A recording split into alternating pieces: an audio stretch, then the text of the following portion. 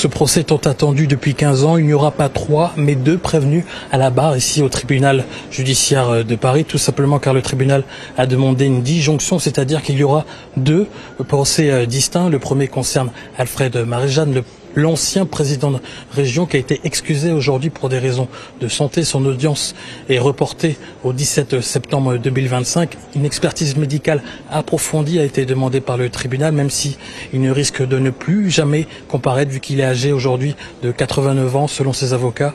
Le second procès, lui, se tient aujourd'hui. Il concerne tout d'abord la fille de monsieur Marie-Jeanne, Maggie Marie-Jeanne, qui occupait un poste à haute responsabilité à la région à l'époque et qui, du coup, aurait pu peut-être avoir un rôle dans cette enveloppe accordée à la Dominique. Et le second prévenu qui comparaît aujourd'hui est son compagnon Marc Fronton, qui est co-gérant d'une société d'architectes qui, elle, a en partie géré la reconstruction de cette école en Dominique. Et concernant l'ensemble de ce procès, il se termine mercredi ici à Paris.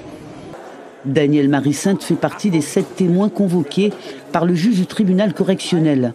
Dès ce mardi 29 avril et jusqu'au mercredi 30, il devrait être entendu à tour de rôle, en visioconférence, dans une salle d'audience privée.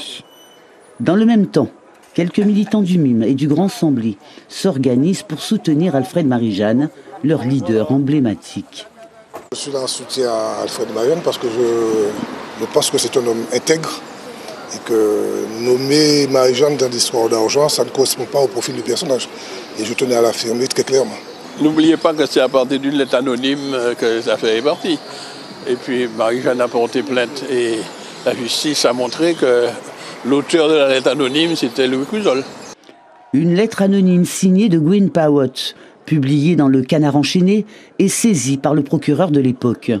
Plus de 15 ans de procédure pour évaluer les responsabilités d'Alfred Marie-Jeanne, de sa fille Maggie et de son compagnon Mark Frampton, alors architecte.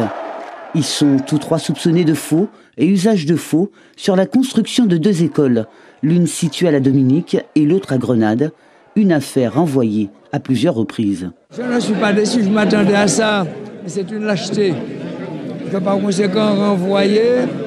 Ce n'est pas nous qui l'avons demandé, ni nos avocats. Le délit présumé s'appuie sur une subvention de plus d'1 million, votée en plénière et en commission permanente, pour porter secours à la Dominique, ravagée après le cyclone Dean. Après enquête, en février 2013, Alfred Marie-Jeanne, Mark Frampton et Maggie Marie-Jeanne sont mis en examen.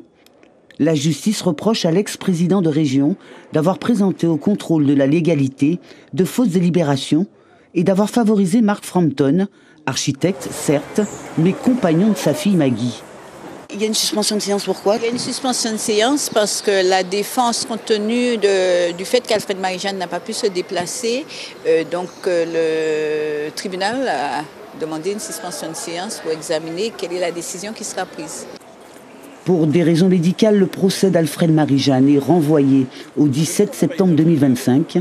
Pour Mark Frampton et Maggie Marie-Jeanne, l'audience se poursuit jusqu'à ce mercredi 30 avril.